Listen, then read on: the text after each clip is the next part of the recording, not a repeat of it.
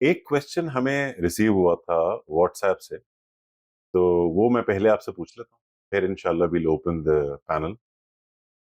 वो सवाल ये था कि जिन्होंने पूछा वो उन्होंने कहा कि मैं ये चाहता हूँ कि जिस जगह मैं काम कर रहा हूँ, जिस ऑर्गेनाइजेशन में जॉब कर रहा हूँ, वहां पे जिस तरह के लोग हों वो मेरी कैरेक्टर बिल्डिंग में कंट्रीब्यूट करें।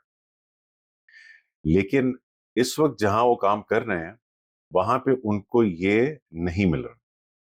तो उनका सवाल ये था कि क्या ये सही अमल होगा उनके लिए कि वो छोड़ दें उस जगह को और ऐसी ऑर्गेनाइजेशन ढूंढें कि जहां पे उनको ये मिल जाए, या ये कि वो कुछ कॉम्प्रोमाइज करके इस ख्वाहिश पे और वही काम करते हैं जहां वो भी कर रहे मेरा इस मामले में ख्याल ये है, मेरी गुजारिश ये है कि जिंदगी में जो आजमाइशें हैं ना जी, वो असल में इन्हीं जराए से आ रही हैं। अल्लाह ताला हमारी आजमाइश कर रहे हैं by giving us certain situations, by making us meet certain people, by certain interactions with people। ये सारी चीजें उस आजमाइश का हिस्सा हैं। आप अगर इस आइडियल में रहेंगे कि मुझे एनवायरनमेंट सपोर्ट करे, तो मेरा ख्याल है कि ये आइडियल शायद अचीव नहीं होगा। हमारा काम असल में अपनी एनवायरनमेंट के अंदर रहते हुए बेहतरीन होने की कोशिश करना है। इसमें गलतियां भी होंगी हमसे, इसमें प्रॉब्लम्स भी आएंगी, और इसमें हमें बार बार, जब प्रॉब्लम में हम सकम कर जाएं, जब प्रॉब्लम में हम आ, कहीं पे गलती कर जाएं, तो हमें बार बार पलट कर अल्लाह ताला से रुजू करके तो अपने रास्ते को ठीक करना है। देखिए, मैं आपसे अर्ज करता हूँ, अगर तो आपको अच्छा अमल करने में रुकावट डाली जा रही है, there are two separate things, इसको समझ लेना चाहिए। एक तो बात ये कि मेरे लिए एनवायरनमेंट सपोर्टिव नहीं है, और एक एनवायरनमेंट ये कि मेरे लिए एनवायरनमेंट हिंडर कर रही है, मुझे अल्लाह ताला के रास्ते पर या अपनी ठीक, जिस चीज को मैं ठीक समझता हूँ उस रास्ते पर चलने में रुकावट डाल रही है। ये it can go up to persecution even. इधर से तो अपने आप को निकालना अल्लाह ताला ने लाजिम करार दे दिया। लेकिन अगर आपको ये लगता है कि एनवायरनमेंट को सपोर्ट करना चाहिए, तो ये बड़ी अच्छी बात है, अल्लाह करे कि ऐसा हो। लेकिन अगर आप इस एनवायरनमेंट में अपने प्रिंसिपल्स पर हम्बल तरीके से करेज के साथ खड़े होंगे, तो क्या खबर है कि अल्लाह ताला बहुत से लोगों के दिलों में आपकी वजह से कोई नरमी पैदा कर दे, और वो भी अच्छे रास्ते पर आने के लिए तैयार हो जाएं। We should not give up. देखिए, आइडियल की तलाश रखें। If you find an environment अपने काम के लिहाज से जो कि आपके लिए ज्यादा सपोर्टिव हो जाए, तो आई don't have a problem, go for it. जरूर जाना चाहिए। बल्कि आई डोंट हैव अ प्रॉब्लम नहीं, मैं ये कहूंगा कि उसको मैं आई वुड स्ट्रांगली रिकमेंड कि जाना चाहिए। लेकिन अगर तो प्रॉब्लम ये है कि नहीं, अभी इसमें हम, ये लोग जो है ये रिश्वत भी ले लेते हैं, ये लोग जो है ये गलत झूठ भी बोल देते हैं, इधर दफ्तरों में बैठ के तो हम एक दूसरे की गिबतें भी करते हैं। तो ये तो वो एनवायरनमेंट है कि जो आपको असल में, अगर आप प्रिंसिपल पर अपनी ह्यूमिलिटी और करेज के साथ खड़े होना चाहेंगे, तो ये बहुत सारे मौके और अपॉर्चुनिटीज देगी कि आप ठीक करना शुरू कर दें अपने आप को। It will actually create challenges for you to meet, and I am sure over time you start getting support as well. यानी ऐसा नहीं कि इंसान के दिल में इस अच्छाई के लिए कोई जगह ही नहीं है। आप लोगों से बात करें भले तरीके से, इंशाल्लाह वो जो हम टॉपिक आगे ला रहे हैं ना जी, संडे के सेशन में, उसमें ये बात कुछ तफसील से भी करूंगा मैं, कि हमें वो गुफ्तगू कैसे करनी है, जिधर हम अपनी बात को रखें भी और दूसरे की बात को सुनने की और उसको समझने की भी कोशिश करें। How do we continue with those discussions so that we can improve ourselves and help others reflect on what they are doing। तो मैं इसको रिकमेंड तो नहीं करूंगा, अपने आप को इस तरह की आजमाइश में ना डाले। यानी जो काम करने का, अगर तो आपको काम गलत कराया जा रहा है और जबरदस्ती, and you don't have, you apparently think that the cost would be that you have to leave, तो leave, no problem, then I don't have a problem. लेकिन अगर आपसे काम को मजबूर नहीं किया जा रहा, आपको नमाज से नहीं रोका जा रहा, आपको सच बोलने से नहीं रोका जा रहा, सच बोलना लोग पसंद नहीं करते, पसंद नहीं करते, नहीं करते, लेकिन रोका नहीं जा रहा, तो फिर ठीक है, कोई मसला नहीं है। अल्लाह का नाम लेके करते रहें, और इस चीज की उम्मीद रखें कि अल्लाह ताला, और दुआ करते रहें कि अल्लाह ताला आपके लिए बेहतर अपॉर्चुनिटीज पैदा फरमाए, इंशाल्लाह। But don't put yourself in a difficult situation because of that. ये ज्यादा आसान रहेगा इंशाल्लाह, और ये ज्यादा आपके लिए फुलफिलिंग भी होगा, अल्लाह ने चाहा तो। हैं। इससे मुझे एक slightly different perspective but very similar example याद आ गई कि someone I know, close friend, वो अपने बेटे को हाई स्कूल के बाद यूनिवर्सिटीज का डिसीजन ले रहे थे कहाँ उसको पढ़ने के लिए भेजें। और ये तय हो गया था कि मुल्क से बाहर जाएंगे, लेकिन वो अभी वेस्ट भेजने में ज्यादा इंटरेस्टेड नहीं थे, और वो चाह रहे थे कि वो मलेशिया या किसी इसी तरह की जगह पे जाके वहां की किसी यूनिवर्सिटी से पढ़ लें। अब ये बात बड़ी ऑब्वियस थी कि अगर वेस्ट में किसी यूनिवर्सिटी में एडमिशन मिल जाता है तो उससे future prospects are way brighter compare to Malaysia या कहीं और। तो उनसे जब अकेले में मेरी बात हुई तो उनसे पूछा मैंने कि आप ये क्यों फैसला इस तरह करना चाह रहे हैं। उनका पर्सपेक्टिव, अगेन जजमेंट कॉल थी ये, लेकिन उनका पर्सपेक्टिव ये था, उन्होंने कहा मेरे कोई रिश्तेदार ना मलेशिया में है ना वेस्ट में। अभी if I send an 18-19 year old kid abroad, और मैं उसको जानते बूझते एक ऐसी इन्वायरमेंट में डाल दूं कि जहां पे chances of him getting into something जो हमारी मॉरल्स और वैल्यूज के साथ नहीं होगा अकॉर्डिंग उसके अकॉर्डिंगली, उसके चांसेस बहुत ज्यादा हैं। तो मैं ऐसे इम्तिहान में क्यों डालूं अपने बच्चे को दुनियावी सक्सेस के परसूट में। तो उनका ख्याल ये था कि बेहतर ये कि उसको बैचलर्स करा दें मलेशिया से, कहीं ऐसी जगह से जो जरा रिलेटिवली कंजर्वेटिव है, and once he is little older तो फिर वो जाके मास्टर्स कर लें और फिर पढ़ लें। बिल्कुल ठीक है जी। I don't have a problem with that. देखिए, when you planning an action, तो ये एक और चीज है। ये जो हमारा सवाल, जिस तरह से मैं इसको समझा हूँ, वो असल में ये है कि आपने एक फैसला कर लिया हुआ है, you are in a job, आप असल में अमेरिका चले गए हैं, and there you are finding it difficult कि कुछ चीजें जो हैं मुझे बहुत ल्योर कर रही हैं। तो वो जो ल्योर कर रही हैं उसको अपनी ऐसी कंपनी क्रिएट करें कि जिसके अंदर वो जो ल्योर है उन चीज़ों की वो कम हो, और उस एनवायरनमेंट में आपके अंदर जो अल्लाह ताला को एक चीज़ बड़ी पसंद है आदमी की, सेल्फ रेगुलेशन, वो पैदा हो मेरे अंदर।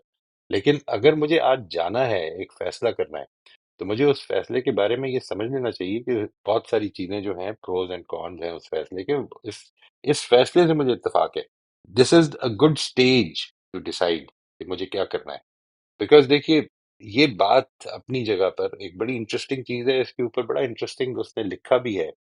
आई think the book was, probably it was called David and Goliath. David and Goliath, ये उसकी किताब है, मैल्कम ग्लैडवेल की। डेविड एंड गुलायत में उसने यूनिवर्सिटी को कंपेयर करके बताया कि किस तरह से, मिसाल के तौर पर हार्वर्ड के बच्चे जो हैं, हार्वर्ड में पढ़ने वाले, वो जो टॉप 10% हैं, वो तो वाकई they get very good opportunities. But उसके बाद जो लोग हैं, the lower once, let's say कि अगर आप बिल्कुल ही कम लेवल की यूनिवर्सिटी अमेरिका में उसमें पढ़ते हैं और टॉप 10% में है, तो आपकी अपॉर्चुनिटीज वो जो हार्वर्ड में नीचे वाले लोग हैं उनसे ज्यादा हो जाती है, और ज्यादा अपॉर्चुनिटीज में। This is a very interesting finding. उसकी वजह है एक, यानी वो वजह किसी वक्त आप चाहेंगे तो उसको डिस्कस करने के लिए भी मैं हाजिर हूँ। There is a very important reason for that. यानी आदमी जिस वक्त बिलो एवरेज में पढ़ रहा होता है ना जी, अपने आप को बिलो एवरेज में रखे हुए होता है, तो उसके अंदर एक बिलो एवरेज साइकी डेवलप होनी शुरू हो जाती है। तो बिलो एवरेज अगर आप हार्वर्ड में हैं और एक दूसरी यूनिवर्सिटी में अबव एवरेज है, तो वहां पर आपको ज्यादा एडवांटेज मिल जाएगा इस चीज का, कि आप उस उन लोगों में, उसको जिस तरह उर्दू में कहते हैं ना, अंधों में काना राजा जो है वो वाकई काना राजा बन जाता है। तो that is what happens. This is something to really take care of, to look into. एक छोटा सा इसमें और पर्सपेक्टिव अगर ऐड कर दूं मैं, उसी ओरिजिनल सवाल में जो भाई ने पूछा था हमसे, वो ये कि एक तरीका इस सिचुएशन को देखने का ये है कि ऐसे लोग हों हमारे आसपास, सोहबत ऐसी हो कि जो हमारे कैरेक्टर को इम्प्रूव करने में हेल्प करें, हमसे बेहतर किरदार के लोग हों, हमसे बेहतर इल्म के लोग हों। जाहिर है this is the no brainer. लेकिन अगर ऐसा सिनारियो कि जहां पे you are the one with better character, या टेम्पटेशंस हैं किसी भी किस्म की, वो भी बजाते खुद अपना कैरेक्टर डेवलप करने की अपॉर्चुनिटीज हैं। एब्सोल्युटली, एब्सोल्युटली, यही यही मेरी राय है जी। और वो जो अपॉर्चुनिटीज है, unless that you feel that you going to succumb, अगर ये मसला है कि मैं आई विल सकम, फिर अपने आप को बचाने की कोशिश करें। अगर आपको लगता है कि नहीं, मिसाल के तौर पर मुझे इसमें जो फ्यूचर प्रॉस्पेक्ट्स है मेरे, मैं उस इदारे की वैल्यूज, उसके कल्चर के मुताबिक जब नहीं बिहेव करूंगा, तो उसके नतीजे में हो सकता है मेरी प्रमोशन ना हो, and you are willing to take that risk, तो कोई मसला नहीं है। लेकिन जिस दिन आपको लगे कि नहीं, मुझे अब मेरा अब अंदर से ये प्रेशर डेवलप हो गया कि आई विल सकम्ब, तो फिर मेरा ख्याल है कि we need to really consider कि मुझे फिर अभी अभी अल्लाह ताला ने जिस सिचुएशन में डाला है मुझे, मुझे उम्मीद ये है कि आपके अंदर वो हौसला होगा कि आप उस सिचुएशन को मीट कर सकते हैं। आप थोड़ा सा इसमें हौसला और ह्यूमिलिटी रखें, अल्लाह ने चाहा तो जरूर कर लेंगे। इंशाल्लाह आमीन। अब हम क्वेश्चंस के लिए पैनल खोल रहे हैं। फातिमा, आप अनम्यूट कर लीजिए। अस्सलाम वालेकुम। वालेकुम अ, अस्सलाम। मैं अपने ये इसी के नोट्स रिव्यू कर रही थी, तो इसमें हमने 2-3 एक्सरसाइजेस की थी। एक तो फर्स्ट रिज्यूमे वाली थी। अ, फिर आपने बीच में ये भी कहा था कि write a letter to somebody you are thankful to.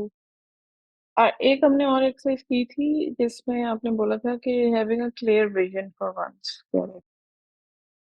Third ये एक्सरसाइज है ना, इसमें मुझे लाइक एक तरह से काफी रेजिस्टेंस सी फील हुई अपने अंदर।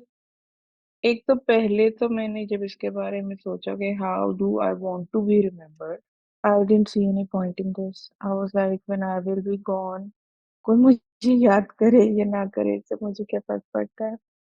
And I felt blank. लेकिन फिर मैंने अपने आप को थोड़ा सा फोर्स किया कि अच्छा मैं इस बारे में सोचूं। And I wrote different roles के self individual, as a wife, as a sister, as a daughter. Like काफी फोर्स करने के बाद I was like okay, I would want to be remembered as somebody who had the courage to tell the truth. And again with a lot of struggle, ये एक general सी statement आई मेरे अंदर। Again with a lot of struggle मुझे individual role में may be एक एक word मिला हो, एक एक adjective. So I don't know, मुझे लगा कि I don't know, is there something wrong with me कि I felt blank. And then I didn't see any point in, doing this exercise. जैसे पहली thought आई कि अच्छा I'll be gone, मुझे कोई याद करे ना करे क्या फर्क पड़ेगा। I just want your comment on this. एक चीज तो ये बताइए कि क्या when somebody tells you that we were talking, this guy was talking about you, मेरी किसी से मीटिंग हुई और वहां पर फातिमा के बारे में बात हो रही थी और फातिमा के बारे में ये कहा कि वो बहुत सॉफ्ट स्पोकन है, तो आपको कैसा लगता है? अगर तुम्हें हाँ सॉफ्ट स्पोकन बोला जाए, मतलब मेरी तारीफ हुई है, तो आई बी हैप्पी। राइट। तो I mean why would it not matter? I mean ये चीज जो है, ये मैं नहीं कह रहा कि आपको फौत होने के बाद अच्छा फील होने के लिए करना चाहिए, ये नहीं, सवाल ये नहीं है। Think about it, what are the qualities that you would like to aspire to be remembered by, because they are the qualities. जो चीज आपको अच्छी लग रही है वही चीज होगी ना उसमें भी। यानी इस वक्त सोच लें आप कि जो आपके पीछे से लोग आपके बारे में बात करते हैं, पता चलता है फातिमा तो असल में बहुत ज्यादा गीबत करती है, किसी ने ही कहा है कि Fatima is always talking about others. तो it makes you feel, obviously does not make you feel very good about, because जी। It's something apparently negative. तो जिसका मतलब ये है कि मैं ये अगर अपने बारे में एक विजन क्रिएट कर रहा हूँ, तो मैं उससे ये रहनुमाई ले सकता हूँ कि वो मुझे नहीं चाहता मैं कि लोग मुझे इस तरह से याद करें, अल्लाहुम्मा अजअल्ली लिसाना सिद्किन फिल आखिरीन। ठीक है ना, मैं चाहता हूँ कि लोग मुझे अच्छी तरह से याद करें। वो अच्छी तरह को हम ज्यादा स्पेसिफिक कर रहे हैं। इसमें जो चीज एडवांटेज मैं चाहता हूँ कि आपको उन रोल से हासिल करनी है, वो ये है कि हमारी मुख्तलिफ क्वालिटीज नुमायां होती हैं in our various roles. For instance, as a mother, how would you like to be to your for your children? A friend, somebody whom they can turn to, and let's say कौन ऐसा आदमी है जिसकी तरफ आप रुजू कर सकती हैं बड़े आराम से, even when you think that you have made a big mistake? कौन ऐसा हो सकता है कि जिसकी तरफ आप रुजू कर सकती हैं? वो क्या क्वालिटीज होती हैं when people find it easy to turn to somebody even after making a big, going through a big negative phase of life? वो जो क्वालिटीज है ना, हुँ, वो आपको बताएंगी कि मुझे फिर अपने बच्चों के लिए ये करना चाहिए। ये बात समझ में आ गई जी। इसी तरह जी, हस्बैंड हस्बैंड के साथ जो मामला है वो क्या होना चाहिए कि यानी whenever I feel low, I would like to sort of my best friend is my wife, let's say, ये सोचे वो what are the qualities that make a best friend. क्या चीज है जो जो मुझे इस काबिल बना देगी कि मैं उनकी जो मुश्किल है, जो उनकी जो जिंदगी में उनको जो यू नो रुकावटें पेश आ रही हैं, हर एक को ही आएंगी, उसमें मैं उनकी मददगार बन सकूं। वो क्वालिटीज हैं जो मैं एस्पायर करूंगी। तो आपने ये सोचना है। अब वो चीज अगर आपको नहीं लग रही, sometimes it can be you might feel that it is unreal. Why should you think about how people will remember you after your death? But let's think about how people remember you when you're not there. Let's say your children are there. Hmm, Let's say your husband is talking to a friend and he's talking about you, and that friend is somehow he's a friend with your brother too, and आपके भाई के जरिए से आप तक बात पहुंच गई। क्या चाहेंगे कि क्या पहुंचे आप तक बात? मकसद ये है कि अपने आप को थोड़ी देर के लिए उस पर्सपेक्टिव से उठाना है कि जो मैं इस वक्त प्रॉब्लम देख रहा हूँ, जिस प्रॉब्लम में मैं हूँ, जिस प्रॉब्लम से मुझे गुस्सा चढ़ रहा है, फ्रस्ट्रेशन डेवलप हो रही है, मैं अपने आप को थोड़ी देर के लिए उस प्रॉब्लम से उठाने के पर्सपेक्टिव में आऊं, और फिर ये देखूं कि मैं क्या चाहता हूँ अपने लिए, एक ब्रॉडर विजन क्या बनाना चाहूंगा मैं, और उधर से बनाने की कोशिश करूं।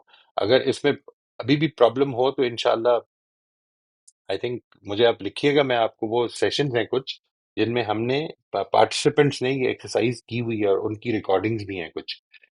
आमतौर पर हम लोगों की रिकॉर्डिंग नहीं किया करते थे पहले, फिर हमने कुछ शुरू कर दी लोगों की इजाजत से। तो वो आप सुन लेंगे तो उससे आपको कुछ रहनुमाई भी मिल जाएगी, how people have approached it. एक चीज़ जो इसमें थोड़ी-सी प्रॉब्लम नज़र आ रही है, वो कहीं न कहीं मुझे ऐसा लगता है कि मे बी देयर मुझे ऐसा लगता है कि लैक ऑफ ह्यूमिलिटी है थोड़ी-सी, कि अच्छा। एक थॉट ये आती है कि आई डोंट केयर लोग मेरे बारे में क्या सोचते हैं, I am going to do whatever I want to do. Okay. हाँ, सो आई जस्ट फील कि मे बी ये एक हिंड्रेंस है, राइट। व्हेयरएज़ कहीं न कहीं I do care as well. Yes, you do, definitely. अभी जो मैंने आपसे सवाल किया उससे ही पता चल रहा है that you do. The thing is that how do you decide. देखिए ये बड़ी अच्छी बात है, it's a very positive thing that you are not going to do things people want you to do. That's a very good thing. Hmm, But how would you decide what to do? What will be your criterion or criteria? वो क्या होगा? हुँ, अगर वो ठीक होगा तो फिर कोई प्रॉब्लम नहीं है। लेकिन ये जो केयर, मतलब I can't care less what people will think about me. I am going to tell the truth. I don't care what people think. This is a very good statement. I'm going हुँ, to speak the way I want. I don't care what people think about me. This is not a good statement. Why?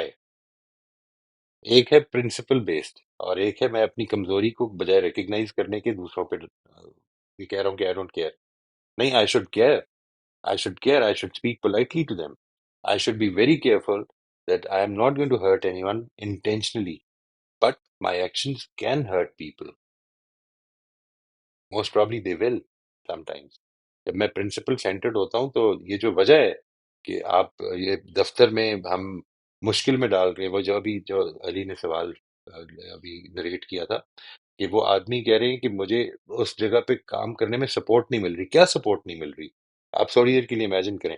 लोग ये कहते हैं कि यार ये क्या तुम छोटी छोटी सी बातों पे ये सच झूठ के बारे में मामले में पड़ जाते हो। मेरे बॉस ने मुझसे पूछ लेना है और तुम कह रहे हो कि मैं सच बताऊंगा, मैं झूठ नहीं बोलूंगा। यानी आपका हुँ, सच बताना किसी को हर्ट कर सकता है, बट यहाँ पर कॉम्प्रोमाइज नहीं करना। लेकिन मेरा ऊंचा बोलना बदतमीजी है, मुझे उसके अपने अपनी वैल्यूज को ठीक करना चाहिए। इन दोनों चीजों में बड़ा क्लियरली डिस्टिंक्शन कर लें। यानी I am not going to be a people pleaser. ये तो बहुत अच्छी बात है। पीपल प्लीजर का मतलब है कि जो लोगों को खुश करे मैंने वो अडॉप्ट करना है। नहीं, मैंने अपनी प्रिंसिपल पे खड़े होना है और अच्छी तरह लोगों से बात करनी है। ये हजरत इब्राहिम की दुआ है, इसको ज़हन में रखिएगा कि अल्लाहुम्मा जअल्नी लिसाना सिद्किन फिल आखिरीन। और ये हजरत इब्राहिम वो आदमी है कि जिन्होंने अपने बाप, अपने अपने पूरे कबीले, उसको छोड़कर निकल गया। ऑब्वियसली बड़े हर्ट हुए होंगे वो लोग, लेकिन doing it for the right reasons gives him the courage and the right strength to do it. But he never, even by leaving, he said to his father, I will pray for you. I will pray for you. हम्म। देखिए कितनी बड़ी बात है, यानी वो politeness में कमी नहीं आई है, लेकिन मामला जो है वो जिधर प्रिंसिपल्स का आ गया उधर कोई एडजस्टमेंट नहीं होगी. So basically doing the right thing in the right way as well. Right, right. Many times what will happen is that your right thing will not be appreciated because the way was not right. वो किसी ने कहा है ना, it is not what you say but how you say it that really matters. इस तरह बात करनी है. Okay. और एक बड़ी अच्छी किताब है इस मामले में, वो अगर मौका मिले तो आप देखिएगा, आप तो इस फील्ड में पढ़ती भी हैं. प्रीसुएजन नाम है हम्म। उसका, प्रीसुएजन. यानी how can we create the right environment so that the people we are addressing, उनके लिए मैसेज की एक्सेप्टेंस ज्यादा हो जाए, मैसेज को समझना. ये मैं जो अभी बात कर रहा हूँ कि हम इंशाल्लाह वो मेंटल पैटर्न में संडे की क्लास में आगे चल के इस पे बात करेंगे कि मैं अपनी बात को कैसे कम्युनिकेट भी करूं और कैसे दूसरे की बात को समझूं भी. उसमें मेरा एटीट्यूड किस तरह, इन दोनों चीजों के अंदर बैलेंस होना चाहिए. ये दोनों चीजें जो हैं, ये इससे दूसरों के लिए मैं आसान कर देता हूँ मेरी मुश्किल बात को भी एक्सेप्ट करना समटाइम. ये बुक के ऑथर का बता दें अगर आप। मुझे वो नाम नहीं है, ये बड़ी मशहूर किताब है. अगर आप देखेंगे तो आपको मिल जाएगी, आराम से मिल जाएगी. अभी गूगल पे देखेंगे वो मिल जाएगी. मुझे अनफॉर्चुनेटली उसका नाम इस वक्त भूला हुआ है. नामों के मामले में चलें तो दैट्स मुझे अपने इन सेशंस के ऊपर नोट देना पड़ता है कि नहीं वो उसका पूरा नाम ये था. पिछले दिनों वो आसिफ साहब ने एक सवाल किया था ना, एल्फ्रेड कोलबर्ग जो है वो असल में लॉरेंस कोलबर्ग है. तो फिर then I had to give a note, small note there, कि the right name is Lawrence Kohlberg. So I'd rather that you look for the book. इसका नाम है Persuasion, जो है ना persuasion, उसको उसने ये Persuasion कर दें. ठीक है या जी. राइट। हाँ, PRE. ओके ओके या And thank I you think so you'll much. enjoy the read. Inshallah, you're welcome. मोहित साहब, एक quick comment and correct me if I am wrong. ये जो एक्सरसाइज है कि हम ये विजुअलाइज करें कि लोग हमारे बारे में हमारे जाने के बाद क्या कह रहे हैं, जो बड़ी अमेजिंग एक्सरसाइज है. इसमें the idea is not to make हम लोगों से क्या कहलवाना चाहते हैं, बल्कि ये एक्सरसाइज सिर्फ हमारे लिए एक विजुअलाइजेशन का टूल है ताकि हमें अपनी प्रायोरिटीज को क्लियरली देखने का मौका मिले. Right, right, right, right. अपने पर्सपेक्टिव को चेंज करने के लिए. ये इसलिए नहीं है, देखें मिसाल के तौर पर, इस वक्त मुझे आज अगर मेरा अपनी बेगम साहिबा से झगड़ा हो गया, तो आज मेरा जो जो मेंटल स्टेट है, जो मेरी इमोशनल स्टेट है, वो डिफरेंट होगी. लेकिन मैं जिस तक थोड़ी देर के लिए आमादा हो जाऊं कि मैंने अपने इस पर्सपेक्टिव को चेंज करना है, आज से 3 4 5 10 15 20 साल बाद, 3 दिन बाद मैं फौत हो गया हूं, वो पूरा पर्सपेक्टिव चेंज हो जाता है. यानी वो इस तरह से पर्सपेक्टिव चेंज हो जाता है कि मैं बड़ा परेशान हूं अपनी, थोड़ी देर के लिए सोचिए, मैं बहुत परेशान हूं इसलिए कि मुझे जॉब से टर्मिनेट कर दिया. और फिर उसके बाद अभी मैं निकला हूँ, अपने दोस्त के पास गया हूँ, और उधर बैठे हुए, वो दोस्त मेरा डॉक्टर है, उधर वहां पे ये जो अभी जिस तरह मैं अभी खांस रहा था, उसने 2 3 खांसी की, तो उसने जब मेरा चेकअप किया तो कहता है कि यार you don't have much to live, I mean your cancer is spread all through the body. तो वो जो जॉब का जाना था वो असल में मेरा, अब परेशानी खत्म हो गई है, इसलिए कि उससे बड़ी परेशानी आ गई.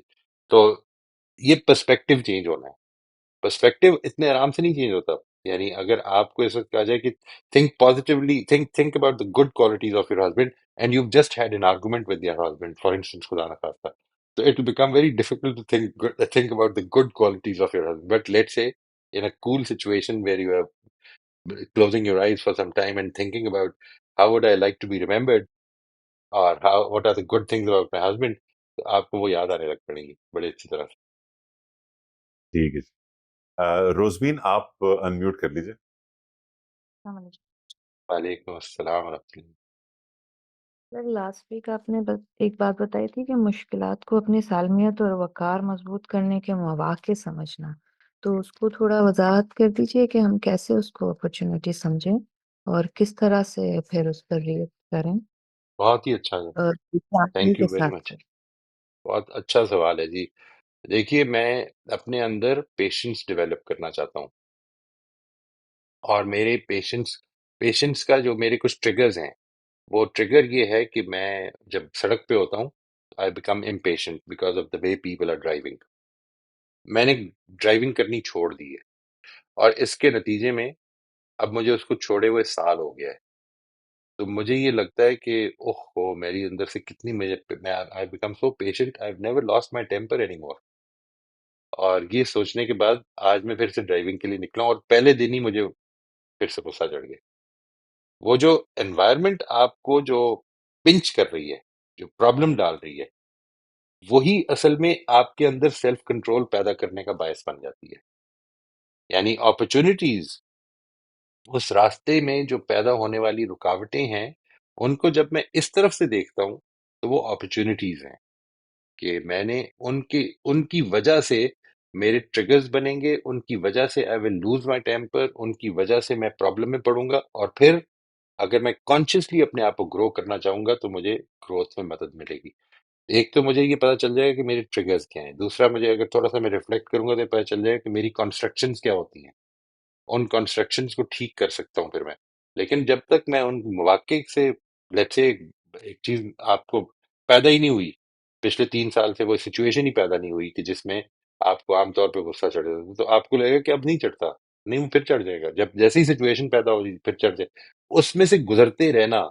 मैं जो अभी आपको बता रहा था ना, इससे आगाज अभी शुरू करते हुए, कि हमारी जो प्रोसेस है, बात समझ में आना है, ये है इंटेलेक्चुअल लेवल पे। उसको बार बार अपनी जिंदगी से रिलेट करने की कोशिश करना, इसकी प्रैक्टिस करते हैं हम। ये है इंटीग्रेशन का लेवल, कि जिधर मैं कोशिश कर रहा हूँ कि अपने देखने के अंदाज को बदलना शुरू करूं। और तीसरा लेवल वो है कि जिस वक्त मैं बार बार फेल होता हूँ, ठीक है, बार बार फेल होता हूँ, गिरता हूँ, और फिर मैं सोचता हूँ कि नहीं, फिर से करना है और इसको ठीक करना है। ये वो चीज है कि जो मेरे अंदर इंटरनलाइजेशन पैदा करना शुरू करती है। इंटीग्रेशन और इंटरनलाइजेशन के लिए वो फेल होना और फॉलो अप करना। बात समझ में आ गई है? आपने कई दफा देखा होगा कि मौके पे भूल जाते हैं हम। ये मौके पे क्यों भूल जाते हैं?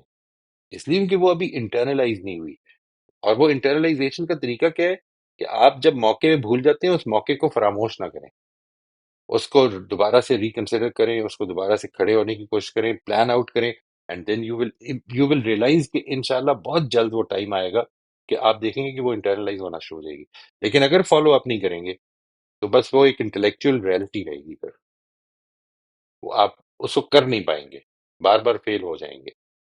इस इंटरनलाइजेशन के प्रोसेस को, इस यानी इंटीग्रेशन और इंटरनलाइजेशन के प्रोसेस को, इसके लिए जरूरी है कि मैं फॉलो अप के अंदर आऊं। फॉलो अप का मतलब है, लेट्स से मैंने और मेरे दोस्त ने ये फैसला किया कि हम आइंदा एक दूसरे के साथ सार्केस्टिक नहीं होंगे।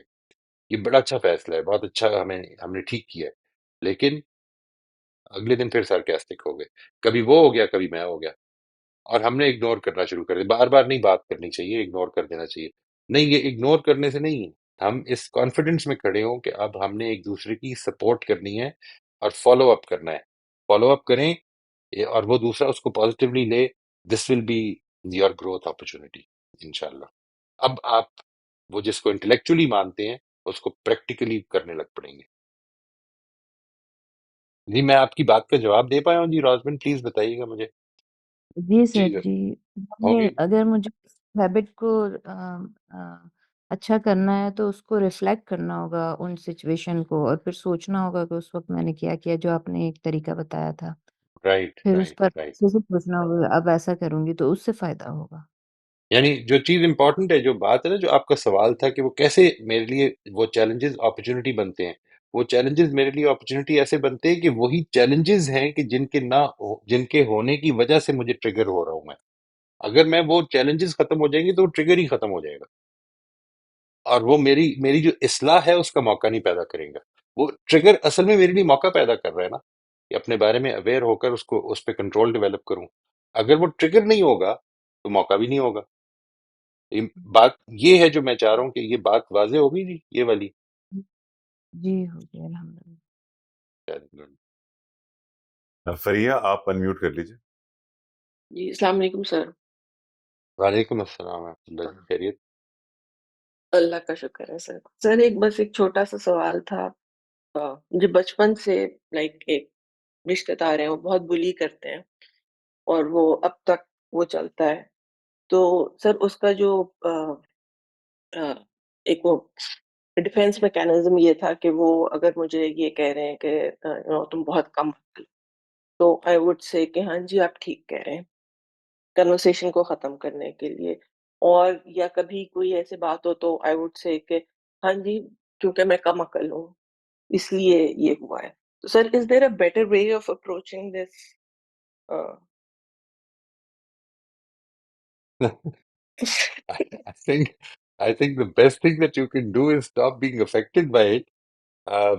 Maybe ये जिस वक्त वो कह रहे हैं उस वक्त ना करें कोई बात, बट मे बी अगर वो ऐसी पोजीशन में है कि आपका उनसे रह सकता है राब्ता, और आपका ये ख्याल है and you hope, and even if you have not tried it yet, may be trying it will help, कि आप ये करके देखें कि अगर मैं उनसे बाद में बात करूं कि आपका ये कहना जो है, it makes me feel very you know low, तो ये क्या, do you think that is the way you wanted me to feel? I mean that was your target?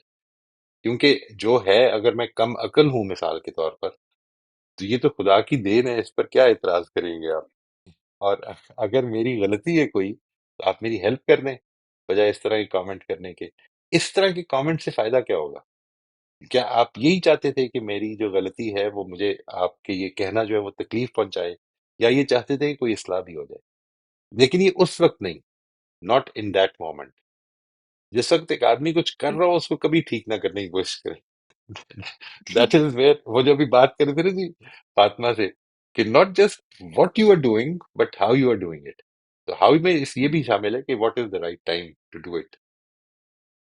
करके देखिए ठीक ये है, ये जिंदगी को इस ठीक है। इस लिहाज से एक्सपेरिमेंट बनाएं। यानी ये मैं सबको आपसे गुजारिश करूंगा, take this life as a wonderful wonderful lab, where you are going to develop. आपने डेवलप करना है इस एनवायरनमेंट में जो आपको अल्लाह ताला ने दी है। इसमें आपको अपॉर्चुनिटीज मिल रही हैं डेवलप करने की। कुछ चीजें जो हैं वो आप करके देखें, क्या इससे फर्क पड़ता है? अच्छा, इससे नहीं पड़ा, और कुछ ट्राई करते हैं। इससे नहीं पड़ा, और कुछ ट्राई करते हैं। लेकिन अपने अपनी जात पर मेरा कंट्रोल जो है वो बेहतर होने शुरू होने चाहिए। मिसाल के तौर पर अगर वो ये कमेंट करते हैं, तो आपको, और ये बड़े अरसे से करते आ रहे हैं अगर, तो आपको असल में जिस चीज में वर्किंग करनी है वो ये कि आप इससे अफेक्ट ना हो, और ये समझ लें कि उनके पास लैंग्वेज का और कोई, he has no other way of expressing himself.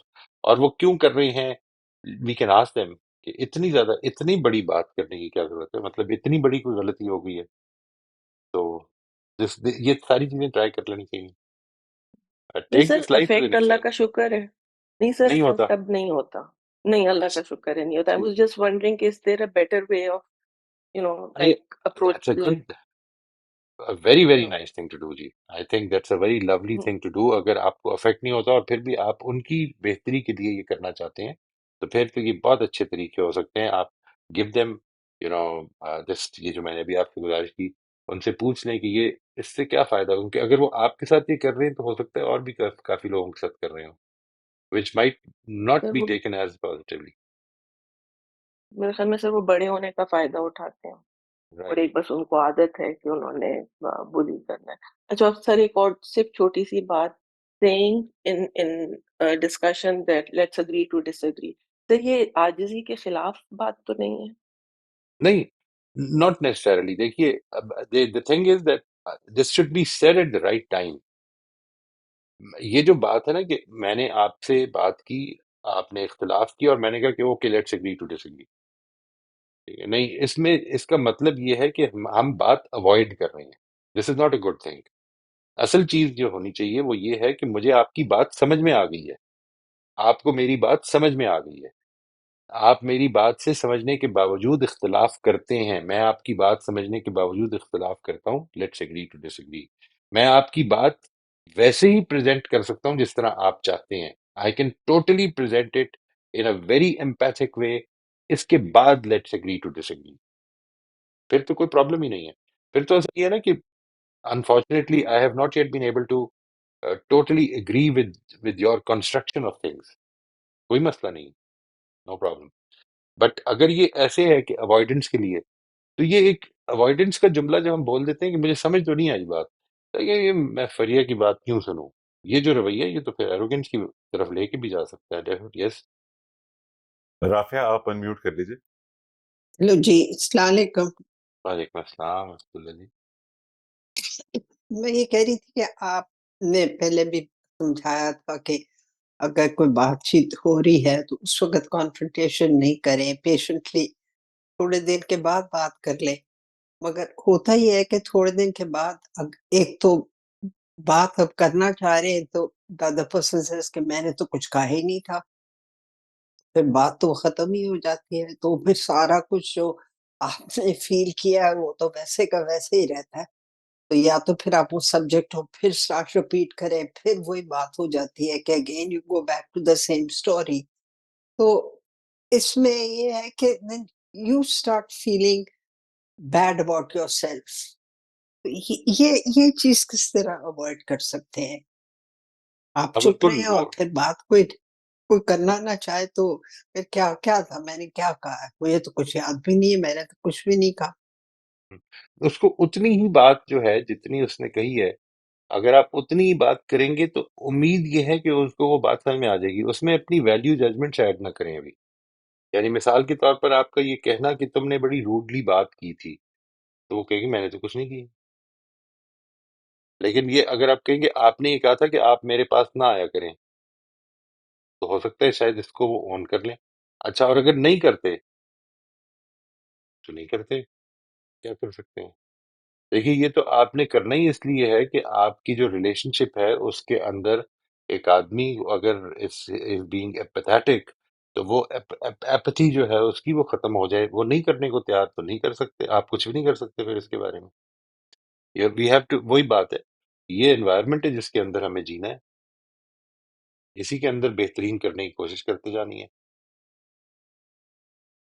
So the best thing is then just to ignore it and just say, okay, this is it, and there's नहीं, मैंने nothing that can अभी be done. अब- अभी जो गुजारिश की, आप अभी जो इस सवाल, आपके सवाल से पहले मैंने ये कहा कि जिंदगी को एक एक्सपेरिमेंट समझें। ठीक है, लेट्स से आपने ये बात की और उसके नतीजे में ट्राई टू रिकॉर्ड दिस, अपनी बात, दूसरे की नहीं, अपनी बात को रिकॉर्ड करेंगे। मैंने क्या बोला था जिसके ऊपर उसने कहा कि मैंने तो ऐसा कुछ भी नहीं कहा।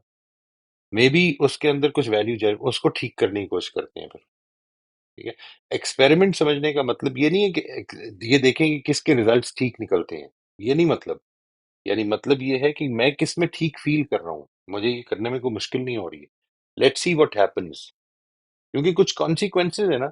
एक आदमी रिएक्ट कर गया है, उसने रिएक्शन में आपसे ऊंची बात कर गई है, तो उसमें सबसे पहली चीज तो ये भी जरूर देखें, और मैं ये बार बार कहता रहता हूँ, वो आपको बहुत अच्छी भी नहीं लगती है बात, कि इस सारी सिचुएशन में मेरा रोल क्या है, मेरा क्या रोल है, मैंने क्या किया था।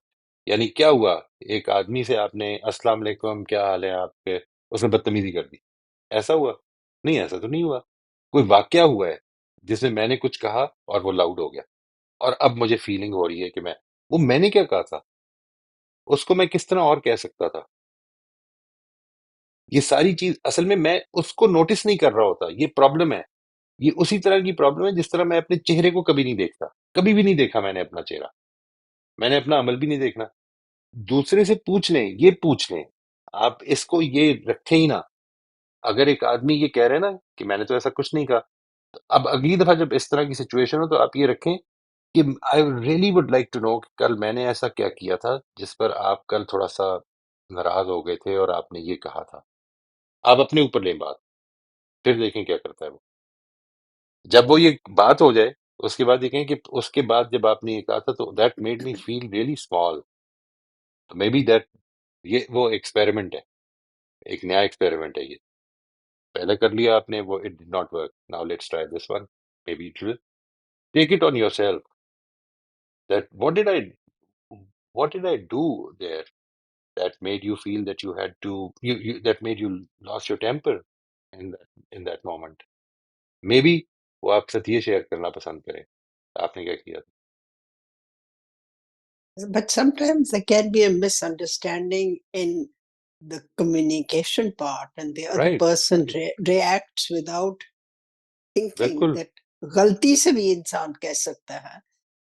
But if you just remain in denial कि मैंने तो कुछ कहा ही नहीं था, तो फिर तो कोई सॉल्यूशन ही नहीं होता. न फिर इंसान नहीं देखें, सब्र.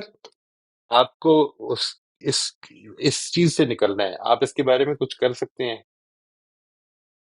Can you do anything about it? एक आदमी डिनायल में है, आप अपनी डिनायल के बारे में तो कुछ कर सकते हैं, लेकिन लेट्स से आपको पता चल गया कि मैं डिनायल में ज़िंदगी गुज़ार रहा हूँ या गुज़ार रही हूँ, तो मैं इसके बारे में अवेयर हो जाऊँ और ठीक कर लूँ। लेकिन मेरा हस्बैंड जो है वो डिनायल में ज़िंदगी गुज़ार रहा है, उस मर्ज़ी है उसकी गुज़ार ले। यानी मैं क्या कर सकती हूँ, मैं उसको तवज्जो दिला सकती हूँ, मोहब्बत से उससे बात कर सकती हूँ, वो फिर भी डिनायल में गुज़ार रहा है। तो stop thinking about it, how will that help you? वो डिनायल में गुज़ार रहा है तो Yeah, गुज़ार ले, yeah, that है is ना good. जी? Right? You can't do anything about it. तो अभी जो हम अगली गुफ्तगू करेंगे, वो उसका ये बात कि वो कॉन्वर्सेशंस क्या होनी चाहिए, इससे रिलेटेड है ये बात आपकी। यानी ये प्रॉब्लम नहीं रिलेटेड, ये मसला कि गुफ्तगू वो होनी चाहिए जो मेरे ऊपर फ़र्क डालती है।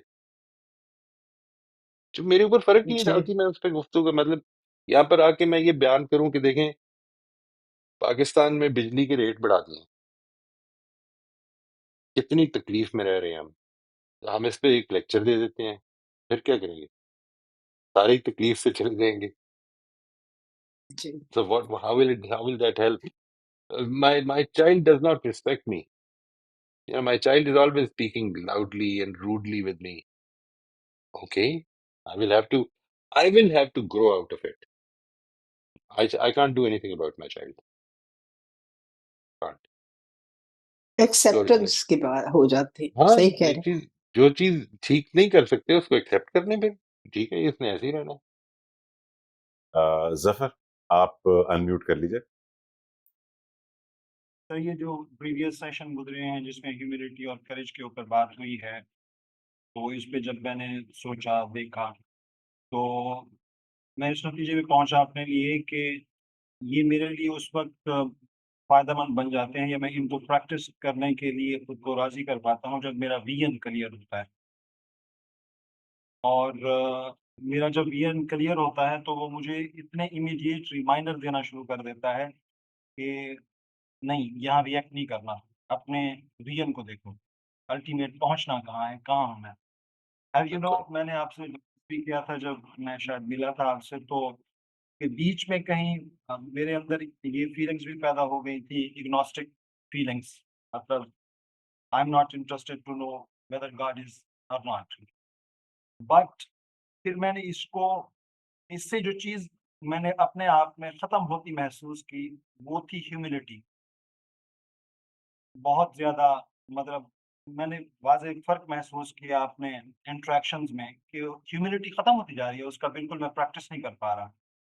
फिर मैंने इसको फ़िक्स करने की कोशिश में फ़लसफ़े के बेसिक चीज़ों को देखा, मेटाफ़िज़िक्स के बे जाके जब बेसिक चीज़ों को देखा बतौर तालिब इल्म, फ़िक्स करना था जब चाहता था इस मसले को, तो उस तमाम चीज़ों को देखने के बाद मैंने अपने लिए नतीजा ये अख़ज़ किया कि असल में सारे सवाल ही उठा रहे हैं, जवाब कोई नहीं दे रहा। और खुदा का ये कॉन्सेप्ट है जो असल में मुझे जवाब देता है।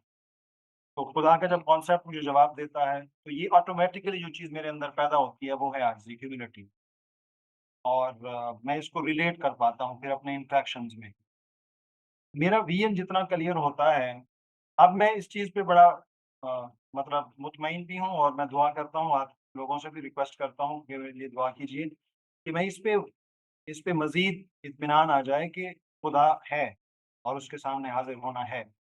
ये विज़न का जो क्लैरिटी है, ये मुझे हर इमीडिएट रिमाइंडर्स देना शुरू कर देती है। मतलब फॉर एग्ज़ाम्पल बच्चे कुछ करना चाहते हैं, लेकिन हम अपनी मर्ज़ी से उनको कुछ कराना चाहते हैं और वो उस तरीके से नहीं कर रहे, तो एक रिएक्शन पैदा होता है कि ये तुम क्या कर रहे हो?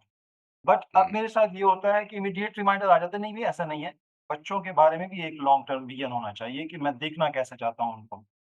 ऐसा बिल्कुल, देखना चाहता हूँ कि खुदा के सामने वो दुनिया में जब रहें तो उनका इन्फ्लुएंस कैसा हो, खुदा के सामने जाएँ तो वो सुरखरू हों या शर्मिंदा हों। तो इंशाल्लाह। ये विजन बच्चों के बारे में भी जब आता है तो फिर वो रिएक्टिव बिहेवियर खत्म होना शुरू हो जाता है और फिर स्पेस दी जाती है कि उनसे भी एरर्स होंगे। जब मैं 35-40 साल का होने वाला हूँ, मुझसे एरर हो रहे हैं, अभी सीख रहा हूँ, वो तो बच्चे हैं, बिल्कुल, बिल्कुल। तो उनको ये स्पेस देनी है। और विजन बनाने में मुझे जो चीज़ मैंने आपसे क्वेश्चन भी किया था, ये आज 2-3 अहबाब ने इसको डिस्कस भी किया है, कि ये चीज़ समझ नहीं आती कि विजन बनाते हुए मैं ये क्यों सोचूँ कि जब मैं इस दुनिया को छोड़ूँ तो लोग मेरे बारे में क्या मैं क्या चाहता हूँ कि लोग मेरे बारे में कैसा सोचें। तो उसपे हमने डिटेल में गुफ्तगू की थी मैंने आपसे पर्सनली, तो वो तो वाज़ेह है कि असल में इम्तिहान का मैदान यही लोग ही हैं। हुँ, मेरे लिए फिर हमने दोस्तों ने ये डिस्कशन सर हमारी रहती है अल्हम्दुलिल्लाह। अब हमने एक कम्युनिटी एक फ़िज़िकल बनाई है जिसमें हम ये बात करते रहते हैं गुफ्तगू। तो हमने दोस्तों में गुफ्तगू की, तो उस गुफ्तगू में एक दोस्त थे जिनसे मैं हमेशा मदद लेता हूँ इस हवाले से। उन्होंने कहा कि मुझे ये एस्पेक्ट ना ज़्यादा अपीलिंग नहीं लगता। मुझे तो खुदा का ही लगता है कि मैंने खुदा के असल में सामने खड़ा होना है। तो मेरे लिए बड़ा सादा है कि मैं खुदा के लिए सामने होना है, तो हुँ, खुदा को दिमाग में रखते हुए जब मैं लोगों से इंटरैक्ट करता हूँ, तो असल में वो सारी चीज़ें फिक्स होना शुरू हो जाती हैं। तो फिर मैंने वो इंटीग्रेट किया, आप वाला आइडिया भी और वो दोस्त वाला भी। तो मुझे विज़न बनाने में जो चीज़ हेल्प कर रही है, वो ये है कि असल में मेरा इन्फ्लुएंस क्या है? मेरा हुँ, इन्फ्लुएंस क्या है? मैं इन्फ्लुएंस कर जैसे अभी आज भी गुफ्तगू हुई, मैं इन्फ्लुएंस कैसा छोड़ूँगा? तो ये मेरे लिए विज़न को होल्ड करने में मदद दे रही है इस दुनिया में। अल्टीमेट मोटिव तो खुदा ही है, बट इस दुनिया में साझा मैदान लोग ही हैं, उन्हीं से इंटरैक्ट करना है। तो क्वाइट ये राइट, मुझे बहुत ज़्यादा फ़ायदा दे क्वाइट रहा है। राइट। ये तो मैं अपनी अंडरस्टैंडिंग आपसे शेयर कर रहा था ताकि इसमें करेक्शन हो तो वो ज़रूर वो कर दें। और जो चीज़ मैंने एक महसूस किया बहुत ही बल्कि वो हैरत अंगेज़ हद तक है। बहुत हर एक्शन के बाद मैं खुद उस पे रिफ्लेक्शन में चला जाता हूँ कि ये मैंने क्यों किया? हुँ, फॉर एग्ज़ाम्पल मैं अगर एक छोटा-सा वाक़या आपको कल का बयान करूँ, मतलब फौरी डेली बेसिस पे इतने रिमाइंडर्स आते हैं कि मैं सब पे वो खो जाता हूँ। फॉर एग्ज़ाम्पल मैं रोड पे जाता था, वापसी पे जब मैं आ रहा था तो वो 2 बच्चे थे बेगर्स और जैसे मैले-कुचैले कपड़े उन्होंने पहने तो मुझे रोका कि मुझ हमें आगे छोड़ दो, हम पैदल चल-चल के थक गए। तो मैंने उन्हें उठा लिया और उनको मैं उनकी झुग्गियों तक ना छोड़ आया। वापसी पे मैं सोच रहा था मैंने क्यों छोड़ा? मैंने क्यों ऐसा किया? जी, मैं कर सकता था, मेरा पहला जवाब ये आया मैं कर सकता था और मुझे अच्छा लग रहा है कि मैं कर सकता था करूँ। फिर मैंने दूसरा सवाल किया, क्या मैं अगर अच्छे कुछ कपड़े पहने हुए होते मैंने, जिससे मुझे ये डर होता कि ये बच्चे मेरे साथ बैठेंगे तो कपड़े मैले हो जाएँगे, तो मैं उनको बिठाता? तो यकीन करें हुँ, जवाब नहीं मिला और रुक गया मैं। इसका फिर मुझे लगा कि अच्छा that was also my desire, that was not principal, ये भी मेरी डिज़ायर थी कि मैं रफ़ कपड़ों में था, मेरे पास टाइम था और मैं छोड़ सकता था, तो असल में तो मैंने ये मुझे अभी तक जवाब नहीं मिला, इसमें भी रहनुमाई कीजिएगा। लास्ट पॉइंट इज़ आपने लास्ट सेशन में किया था विज़न के हवाले से, तो उसमें एक बात हुई थी रिलेशनशिप का विज़न। हुँ, रिलेशनशिप का मतलब विज़न के बारे में तो थोड़ी बहुत क्लैरिटी आ गई है, उसमें मैं काम कर रहा हूँ। बट ये रिलेशनशिप विज़न के बारे में शायद वही बात है जो मैंने अभी की कि बच्चों के बारे में या जिनके साथ आप इंटरैक्ट करते हैं, उनके विज़न के बारे में भी वैसा ही सोचें जो अपने बारे में सोच रहे हैं और उनको उतनी स्पेस दें। तो यानी आपने ये ये पॉइंट सोचा है, ये रिलेशनशिप के विज़न से मेरी मुराद ये है कि एक है आपका विज़न अपने बेटे के बारे में, वो तो आपका विज़न है ना। यानी इस वक़्त जी। मैं ये नहीं इसमें इतना इंटरेस्टेड नहीं हूँ कि ज़फ़र साहब का विज़न ज़फ़र साहब के वालिद साहब का विज़न आपके बारे में क्या था। मैं इंटरेस्टेड ये हूँ कि आपका विज़न क्या है। एक है आपका विज़न उस रिलेशनशिप के बारे में जो आपका अपने बेटे के साथ है। हुँ, यानी व्हेन आई से उस रिलेशनशिप के बारे में विज़न तो बेसिकली क्या है ये आई वुड लाइक माय सन आज उसको maybe he is going through phases of life where he is not really interested in what I say or what I tell people or what I'm talking about most of the time. Maybe it irritates him.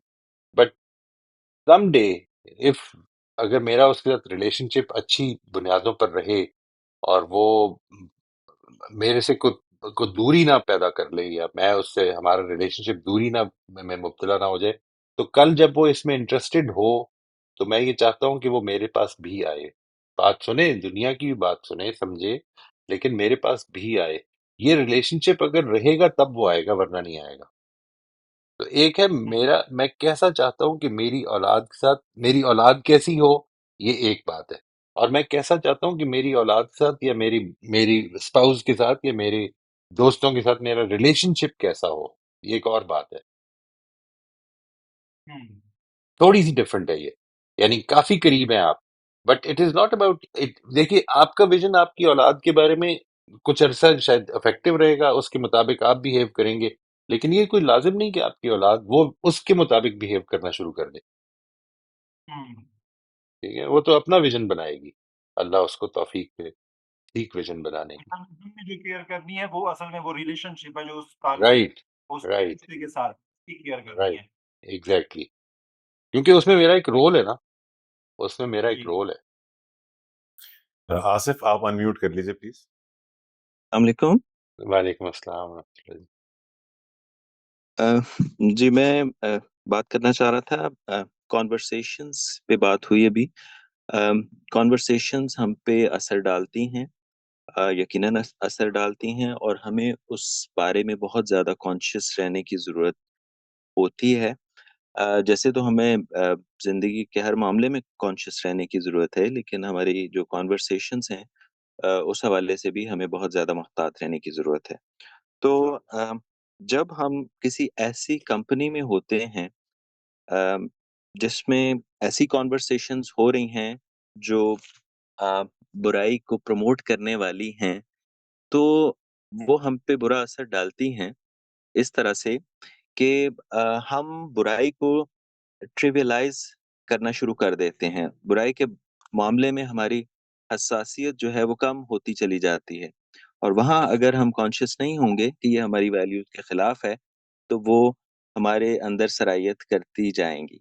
और similarly अगर हम किसी ऐसी company में हैं जहाँ पे अच्छाई जो है वो उसको प्रमोट करने पे कन्वर्सेशंस हो रही हैं, तो वो हम पे असर डालेंगी, और अच्छाई के बारे में हमारी कमिटमेंट जो है, हमारी मोटिवेशन जो है वो बढ़ती जाएगी।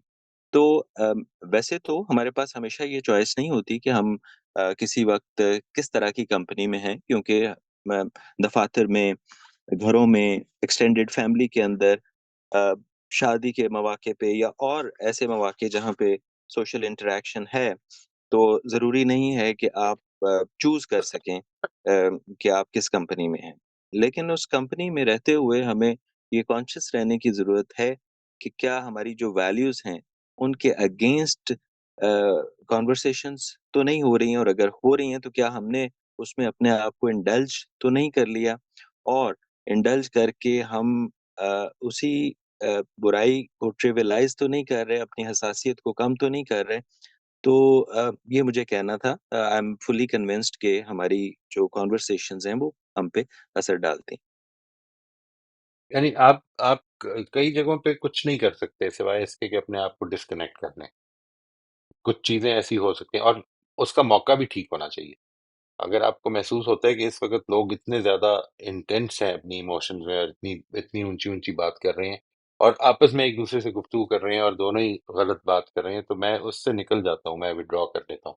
लेकिन अगर आपको लगता है कि आपसे बात हो रही है, वन टू वन हो रही है, वन टू वन बात करने में एक फायदा है, वो ये कि आप उससे ये पूछ सकते हैं कि इसका इस I mean I maybe what you're saying is totally right, and maybe it is a big issue, but how would it affect us अगर हम इसके बारे में बात करें, या इससे क्या होगा?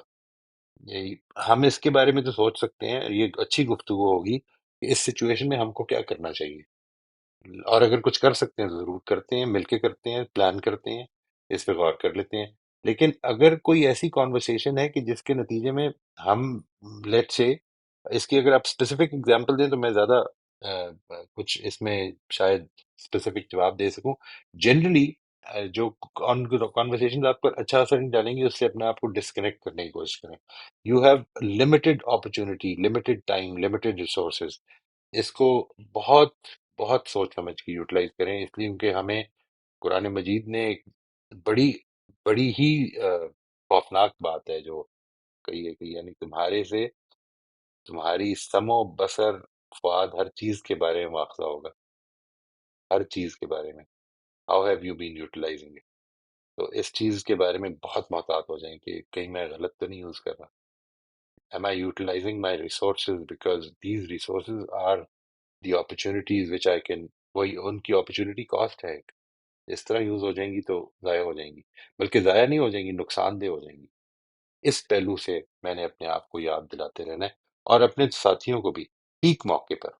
दैट इज वेरी इंपॉर्टेंट, क्योंकि कई दफा गलती हमसे ये हो जाती है कि जिस वक्त मौका ठीक नहीं होता उस वक्त हम याद दिलाते हैं और उसके नतीजे में बजाय बात को पॉजिटिवली लिया जाए वो नेगेटिवली लिया चला हो जाती है बात, और वो मजीद आर्गूमेंट्स बनती चली जाती हैं। तो इस पर कर लें, मजीद बात करेंगे जी इंशाल्लाह, अगर अल्लाह ने चाहा तो। इस it's an important topic, very important topic. बहुत बहुत शुक्रिया मोहित साहब, बहुत बहुत शुक्रिया। Thank you everyone.